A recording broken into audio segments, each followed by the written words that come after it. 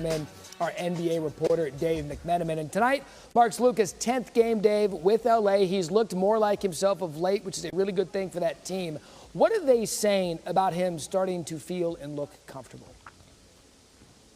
Yeah, Matt, here's one stat to show you how much Luka is looking like himself with the Lakers. His last 2 games, 11 three-pointers. His first 7 games with the Lakers, 14 three-pointers. So he's found that rhythm. Now, his self-critique is that he needs to drive more. He doesn't just want to settle for the outside shot, but he's going to be given the option to shoot or to drive or to pass because the Lakers are putting the ball in Luka Doncic's hands. JJ Redick said the other night when the New Orleans Pelicans threw different defense into different defense after Luka, he said that, quote, he solved every riddle.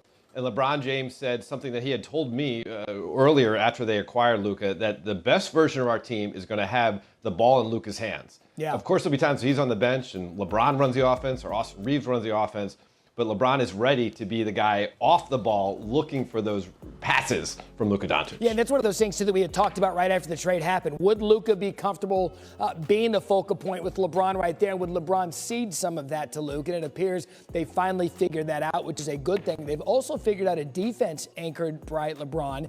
Kind of a surprising revelation since Luka's arrival. What's fueling the Lakers' play on that end of the court?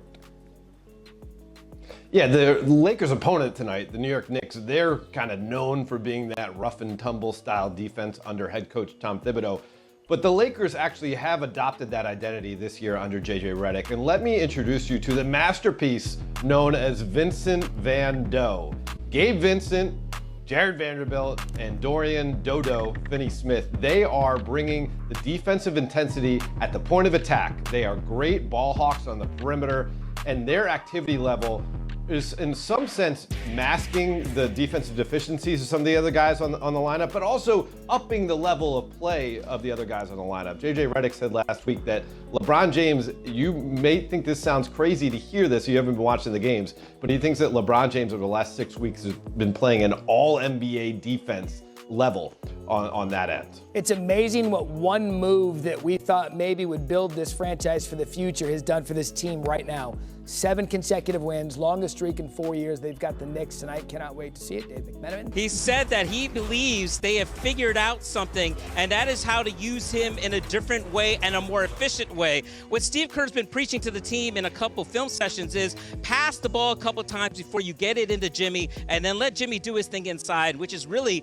to find an open shooter or get inside and bludgeon the opponent and get to the free throw line. Jimmy Butler says, if you don't isolate me and you figure out ways to use me differently, that's when he's at his best, and he thinks that the Warriors have figured out how to use him. That sounds very scary for other teams out west. The Warriors, by the way, they're outscoring opponents by just under 16 points per game when Butler plays. So Golden State, they continue to surge with Butler, but there are some keys missing with this team, including Jonathan Kuminga. So how close is he to returning?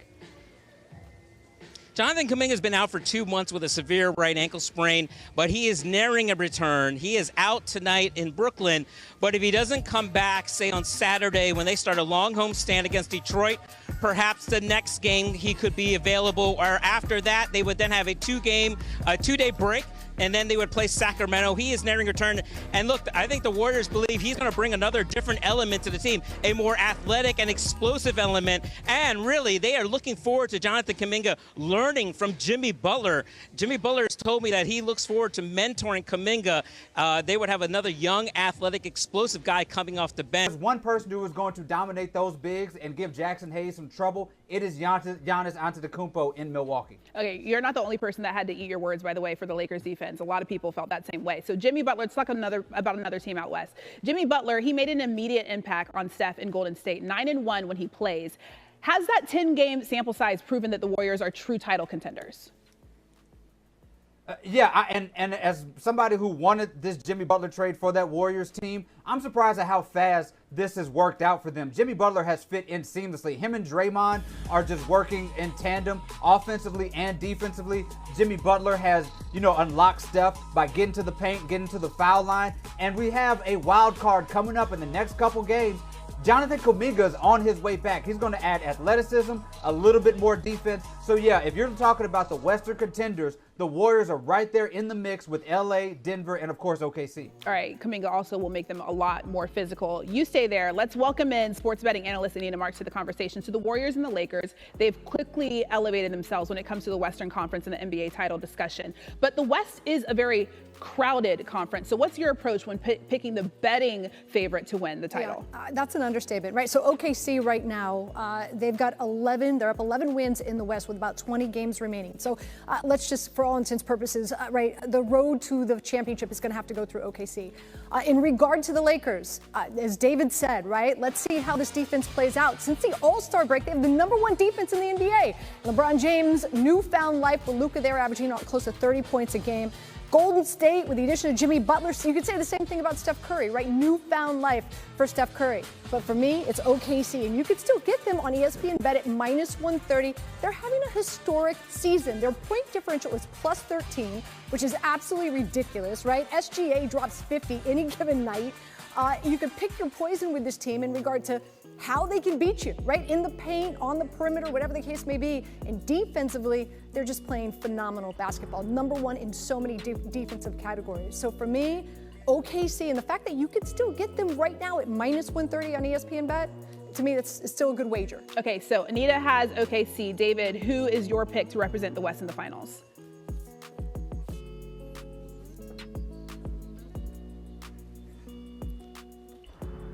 I think we lost David.